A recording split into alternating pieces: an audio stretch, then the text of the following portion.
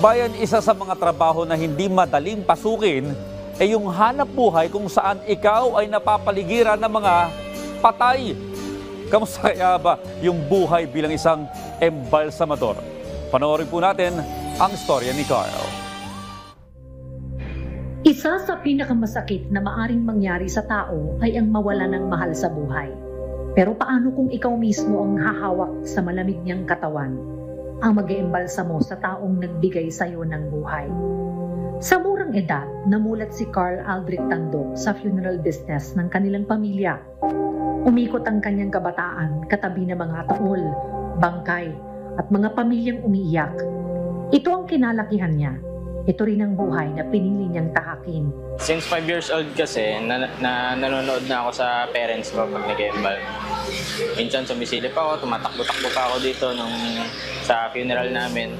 Yung tatay ko, sa kanya ako first na-expose sa funeral. And then second, sumunod sa mother ko. Nung una, syempre, discrimination, daming katanungan yung mga classmates. And nung tumagal, parang nasayahan din ako sa work na parang ang unique din na experience. Sa edad na 20, isa ng licensed embalmer si Carl. Isang trabaho na kadalasang iniiwasan at kinatatakutan. Pero para sa kanya, ito ay kakaibang serbisyo at karanasan. Gusto ko rin talaga na may maambag na. Yun. Sa mga embalming, syempre, puso ng funeral yun. Yeah. Tsaka, both licensed embalmer yung parents ko, so interested din ako na i-take yun. Path na yan. Sa unang taon niya, aabot na sa halos 100 bangkay ang kanyang naimbalsamo. Nakakatakot nung una, pero nasanay na siyang humarap sa mga walang buhay.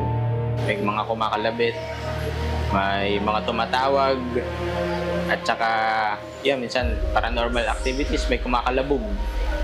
Minsan may nagpaparamdam talaga kahit gaano pa kalakas ng loob mo. Pero syempre, huwag mo lang papansinin. Mas nakakatakot pa ang buhay. Yan yung mga palaging iniisip nila sa patay. Pero kasi kasanayan na lang yan eh. Ngunit nang mawala ang kanyang ina, pinili niyang siya mismo ang magbigay ng huling pag-aalaga. Isang paggalang at karangalan na maituturing para sa isang anak ng embalsamador.